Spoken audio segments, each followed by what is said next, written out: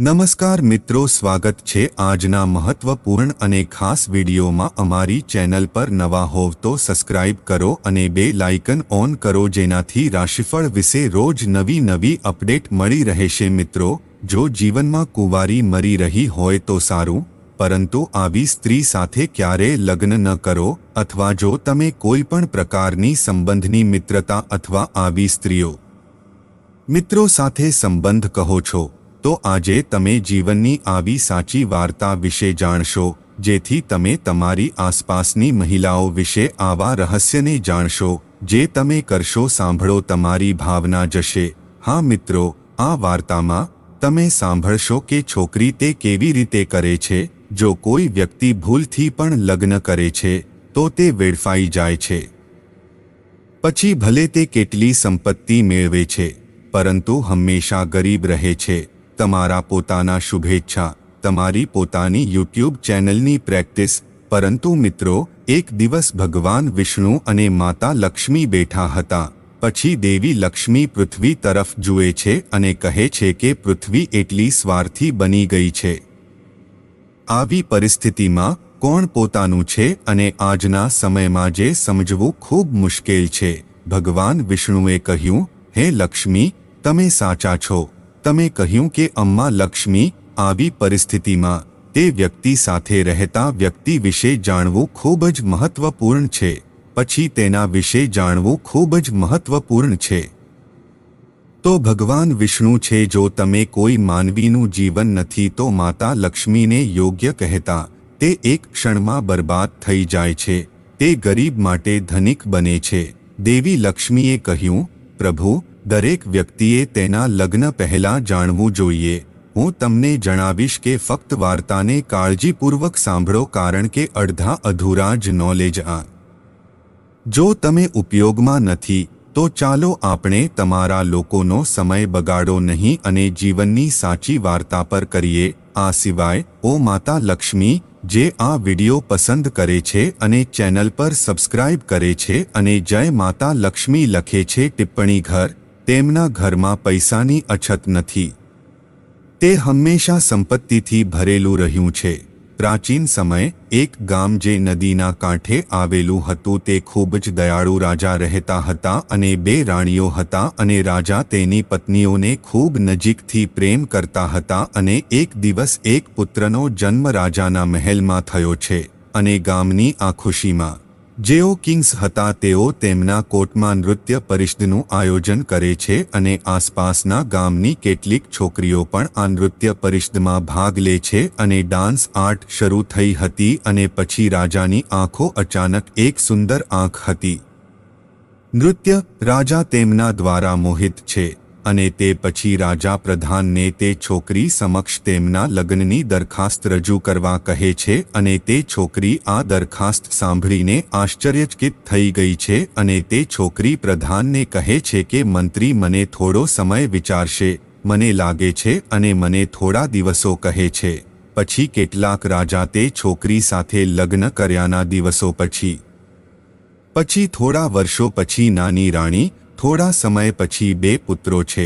જંગલમાં શિકારની રમત રમો। રાજાને 3 પુત્રો હતા। તેમાંથી મોટો પુત્ર જંગલમાં શિકાર કરવા અને એક દિવસ જંગલમાં શિકાર કરવા ગયો, પરંતુ આખો દિવસ જંગલમાં રમતી વખતે પસાર થયો, પરંતુ તેણે તેના હાથથી હરણને મારી નાખ્યો।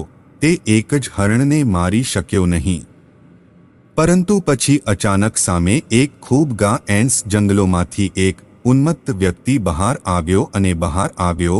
તેણે ખૂબ જ વિચિત્ર નાનું કાપડ પહેર્યું હતું અને તેનું વર્તન પણ થોડું વિચિત્ર હતું અને અહીં અને ત્યાં ખાદ્યપદાર્થોની શોધમાં ભટકતો હતો અને પોપટ ખભા પર બેઠો હતો।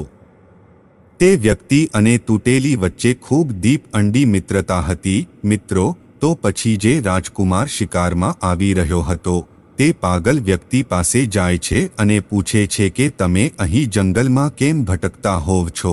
પરંતુ મિત્રો, તે પાગલ વ્યક્તિ કંઈ કહેતો નથી અને તે ખૂબ જ ઝડપી માટે ભૂખ્યો હતો, કારણ કે તે ક્રેઝી છે વ્યક્તિ ખોરાક શોધી રહ્યો હતો।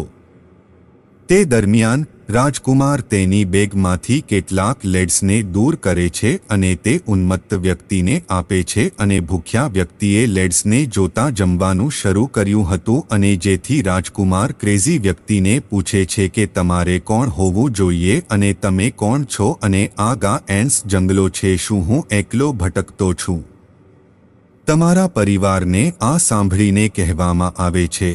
લાર્ડ્સ તે પાગલ વ્યક્તિના હાથથી પડે છે અને જમીન પર પડે છે અને તે પાગલ વ્યક્તિની આંખો ભરી દે છે અને રડવાનું શરૂ કરે છે અને આ બધું જોવાનું શરૂ કરે છે. રાજકુમાર ખૂબ જ આશ્ચર્યચકિત છે અને પાગલ વ્યક્તિને પૂછે છે કે તમે કેમ રડશો? કેમ તમે રડશો જો તમે જો છે? તે પોપટ જે તે પાગલ વ્યક્તિના ખભા પર બેઠો હતો, મારો બોસ તેના પુત્રને કારણે આ પરિસ્થિતિમાં જંગલમાં ભટકતો હોય છે.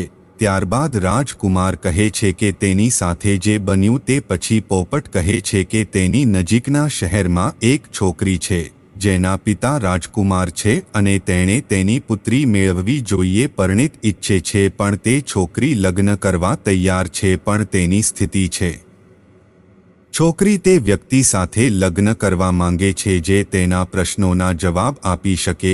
તેથી કોઈ પણ વ્યક્તિ જે તેની પાસે લગ્નની ઈચ્છા સાથે જાય છે તેણીને એક પ્રશ્ન પૂછે છે અને જો કોઈ વ્યક્તિ તે પ્રશ્નનો જવાબ આપે છે તો તેણી તેની સાથે લગ્ન કરશે અને જો તે અસમર્થ છે પ્રશ્નનો જવાબ આપો પછી તેના આ શીર્ષક કાપી નાખવામાં આવે છે અને આ પ્રણયમાં તેનો એક પુત્ર હતો જે સ્તર દ્વારા માર્યો ગયો હતો અને મારો માલિક આંચકો સહન કરી શક્યો નહીં અને તેનો માનસિક સંતુલન ગુમાવી શક્યો નહીં અને તેથી જ તેનું રાજ્ય પણ હવે તે સ્ત્રીના કબજામાં છે. જલ્દી આ વ્યક્તિ ત્યાંથી દૂર જાય છે અને આ બધું સાંભળ્યા પછી રાજાનું હૃદય અને મન તે રાજકુમારીમાં બેસે છે અને શિકાર પર મહેલમાં પાછા ફરતી વખતે તે જ રાજકુમારીનું મન તે રાજકુમારનું મન છે. તે રાજકુમારનું મન હું જ્યારે રાજા તેના ઘરે પાછો ફર્યો ત્યારે ચાલતો હતો, તેથી હું ઘરે આવ્યો અને રાત્રે પડેલો આરામ કર્યો. પરંતુ સવારે તે જ રાજકુમારીના વિચારોમાં ડૂબી ગયો. હવે તે રાજાથી દૂર રહી શક્યો નહીં અને તે ટૂંક સમયમાં પોતાનો ઘોડો ઉપાડે છે અને તે રાજકુમારીના મહેલ તરફ ચાલે છે અને પછી પ્રિન્સ માતાપિતા તેમને પૂછે છે કે પુત્ર ક્યાં જઈ રહ્યો છે? જ્યારે રાજકુમાર કહે છે કે રાજ્યમાં આપણી બાજુમાં એક રાજકુમારી છે અને તે લગ્ન કરવા માંગે છે. પરંતુ રાજકુમારી કહે છે કે તેણીને કોઈ પ્રશ્ન છે કે જે પણ તેના પ્રશ્નનો જવાબ આપે છે તે તેની સાથે લગ્ન કરશે અને જે તેની સાથે લગ્ન કરશે અને માથું આપી શક્યું નહીં કાપવું. હજી સુધી ઘણા લોકો તેના પ્રણયમાં માર્યા ગયા છે અને ઘણા રાજ્યોએ મહિલાને તેમના કબજામાં લઈ લીધી છે.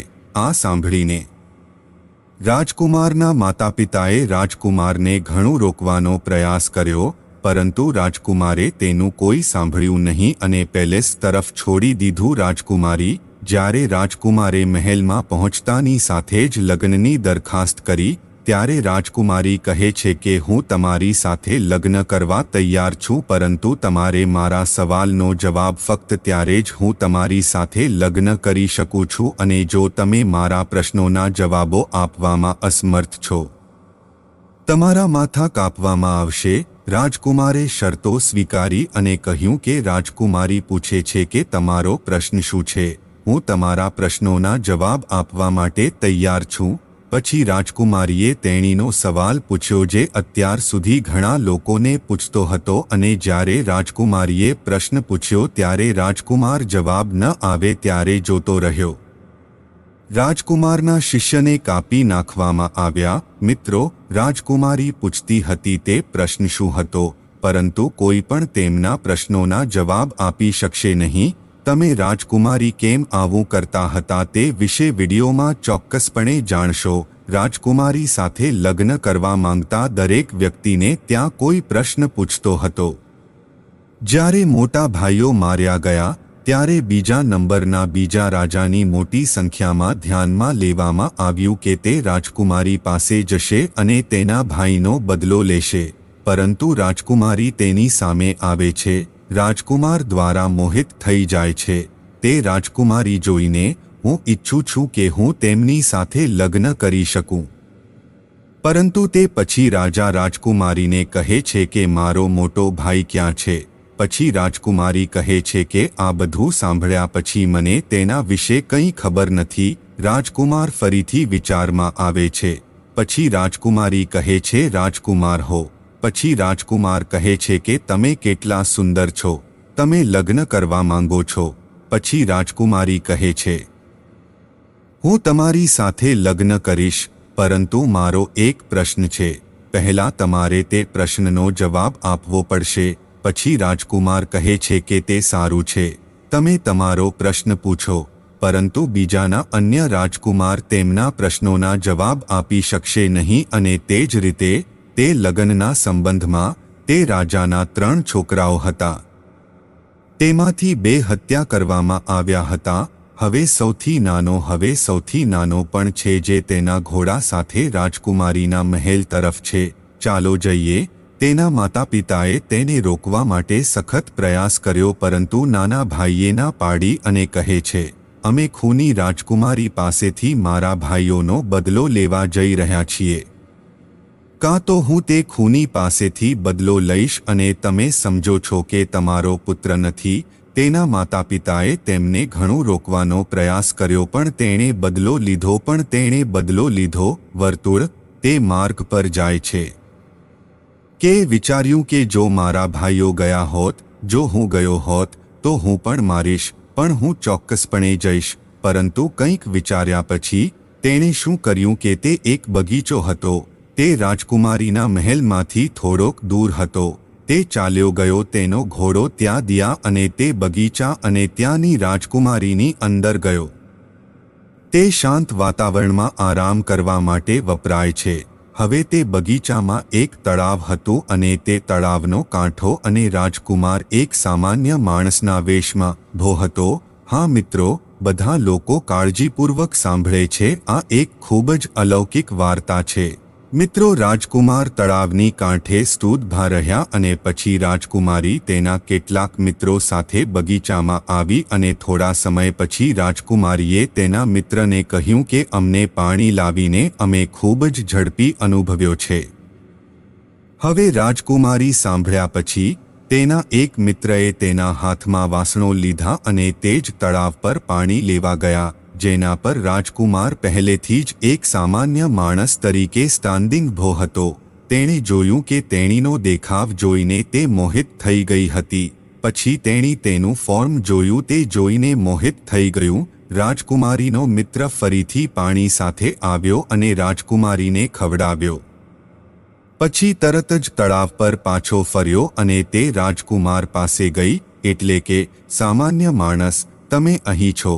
તમે અહીં શું કરી રહ્યા છો? હું તમને જલ્દીથી મળીશ. જેમ તમે તમને જુઓ છો, પણ હું મોહિત છું અને હું જલ્દીથી તમારી સાથે લગ્ન કરીશ. મારે રાજકુમાર જોઈએ છે. પછી રાજકુમાર કહે છે કે તે ઠીક છે, પણ તમે કોણ છો? પછી છોકરી કહે છે કે હું રાજકુમારીનો મિત્ર ગંગા છું. આ સાંભળીને રાજકુમાર તે ગંગા અને ગંગા સાથે તેના આંગણામાં પલંગ સાથે તેના ઘરે જાય છે. રાજકુમાર બેઠા અને તે પછી મારી પાસે ખોરાક છે અને પછી કહે છે તમે શું માનો છો તે તમે શું વિચારી રહ્યા છો? હું તમને ક્યારેય છેતરપિંડી કરીશ નહીં, કારણ કે હું તમારા ફોર્મ વિશે પાગલ થઈ ગયો છું. જ્યારે તે રાજકુમારે ખૂબ સાંભળ્યું ત્યારે હું તમારા પ્રેમમાં રહ્યો છું. પછી તે રાજકુમાર રડવાનું શરૂ કરે છે. આંસુઓનો પ્રવાહ રાજકુમારની આંખોથી વહેતો થયો અને એમ કહેવાનું શરૂ કર્યું કે હું તળાવમાં ફરતો હતો કારણ કે તે તમારી રાજકુમારી છે જે આવા ખૂની છે જેણે અત્યાર સુધી ઘણા લોકોના માથા કાપી નાખ્યા છે અને અમારા 2 ભાઈઓ તેમનામાં માર્યા ગયા છે. તેથી હું મારા ભાઈઓ છું. હું આનો બદલો લેવા માંગુ છું. તેથી હું જાણવા માંગુ છું કે આ રાજકુમારી તે કયો પ્રશ્ન પૂછે છે. પછી ગંગા કહે છે અમે તમને તે કહીશું, પરંતુ પહેલા તમે અમને વચન આપશો કે તમે અમારી સાથે લગ્ન કરશો. પછી એક તરફ ગંગાએ બીજી બાજુ રાજકુમાર સાથે લગ્ન કરવાનું વચન આપ્યું હતું. તેને ડર હતો કે જો આપણે તેમને ત્યાં જવા દઈએ તો નહીં, તે નહીં, ત્યાંથી પાછા આવો કે નહીં.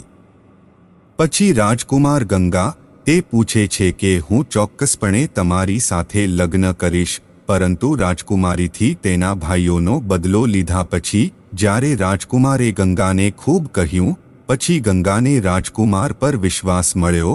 પછી ગંગાએ રાજકુમારને રાજકુમારી વિશે કહેવાનું શરૂ કર્યું અને ગંગાએ કહ્યું કે તે દરેક વ્યક્તિને ફક્ત એક જ પ્રશ્ન પૂછે છે, તે ગોલ સરોવરની વાર્તા શું છે? પછી રાજકુમારે ગંગાને કહ્યું કે જો તમને પ્રશ્ન ખબર હોય તો તમે જવાબ પણ જાણશો, તમે અમને જવાબ જણાવશો. પરંતુ ગંગા તરત જ હાથ બંધ કરી અને કહ્યું, જો મને ખબર હોત તો જવાબ, મહારાજ, તે ગમે તે હોય, મારે તેના વિશે હોવું જ જોઈએ. તે ગંગા કહે છે કે રાજકુમારીના રાજ્યમાં એક સાધુ છે. ફક્ત તે આ રાઉન્ડ લેકને જાણે છે અને તેણે રાજકુમારીને સલાહ આપી છે કે જો કોઈ લગ્ન કરવા માંગે છે તો તમે તેને ગુલ સરોવરની વાર્તા વિશે પૂછ્યું. રાજકુમારી પણ આ વાર્તા વિશે કંઈક પણ તમે જાણતા નથી. તેમ છતાં રાજકુમાર આ પ્રશ્ન પૂછે છે કારણ કે તે સાધુને પ્રેમ કરે છે. પછી રાજકુમારે ગંગાને કહ્યું, ચાલો, ઠીક છે, તમને કોઈ સમસ્યા નથી. તમે અમારા કાર્યને થોડું સરળ બનાવ્યું છે. હવે અમે પ્રથમ ધ્યેય અને તળાવની વાર્તા પર જઈએ છીએ. તેની જાણવાની વાર્તા શું છે?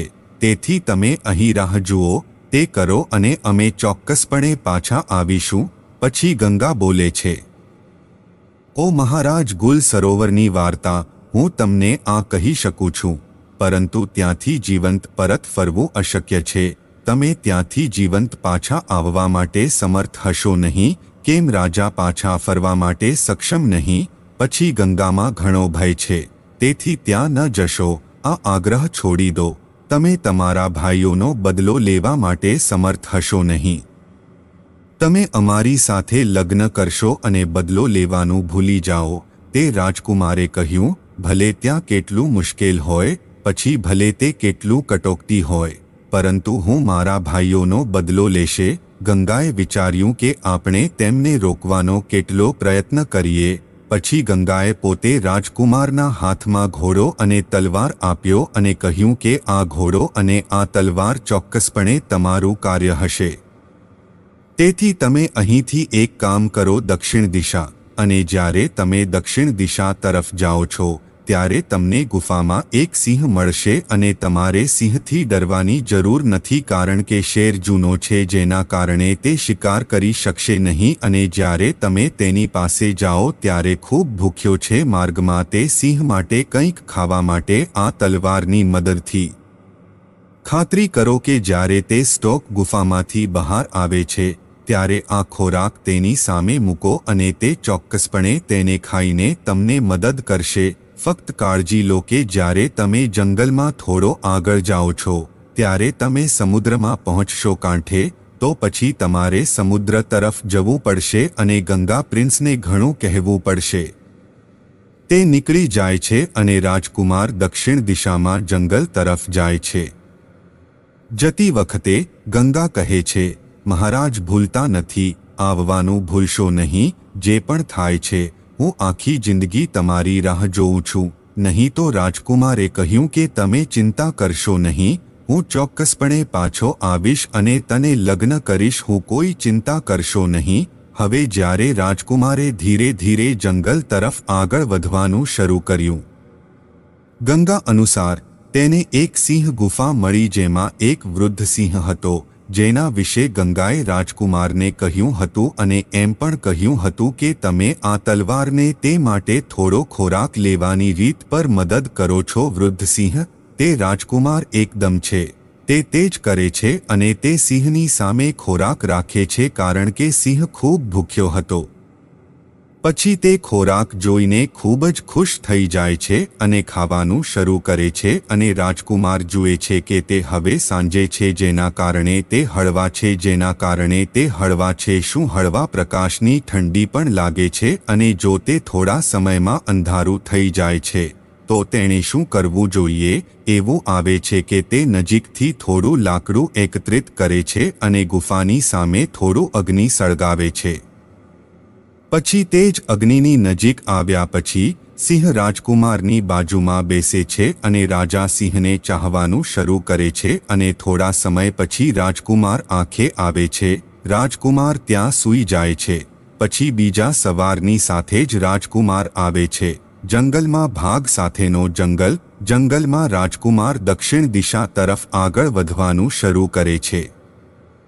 આગળ ઘણી મુશ્કેલીઓ રાજકુમારની સામે આવે છે, પરંતુ બધા પ્રાણીઓ તે જૂના સિંહની ગર્જનાથી ભાગતા હોય છે અને તે જ રીતે રાજકુમાર તે જૂના સિંહ સાથે ચાલતા દરિયા કિનારા સુધી પહોંચે છે અને જુએ છે કે જ્યારે તેઓ થોડા અંતર પર વેપારી સુધી પહોંચે છે, તે માલ લોડ કર્યા પછી સમુદ્રના કાંઠે કેટલાક સૈનિકો સાથે હતો અને સ્તુતભો રહ્યો. હવે રાજકુમાર તે ઉદ્યોગપતિ પાસે જાય છે. પછી ઉદ્યોગપતિ તેને પૂછે છે કે તમે અહીં શું કરી રહ્યા છો? પછી રાજકુમાર તેની સાથેની આ ઘટનાને તેની સાથે કહે છે. તે દરમિયાન ઉદ્યોગપતિ જુએ છે કે તેની બોટ સમુદ્રની બીજી બાજુથી આવી રહી છે, જેના પર વેપારી તેજ રાખે છે અને સમુદ્રની આજુબાજુ પહોંચે છે. બોટ સમુદ્રના કાંઠે પહોંચ્યા પછી વેપારીને બોટ પર મૂકવામાં આવે છે અને તેથી ઘણા હું તે રાજકુમારીને તે ઉદ્યોગપતિને કહું છું, કૃપા કરીને આ બોટની મદદથી સમુદ્રમાં પણ પરિવહન થવું જોઈએ. પછી ઉદ્યોગપતિએ કહ્યું કે જો હવે આ બોટ પર થોડું વજન વધશે તો આ બોટ ડૂબી શકે છે.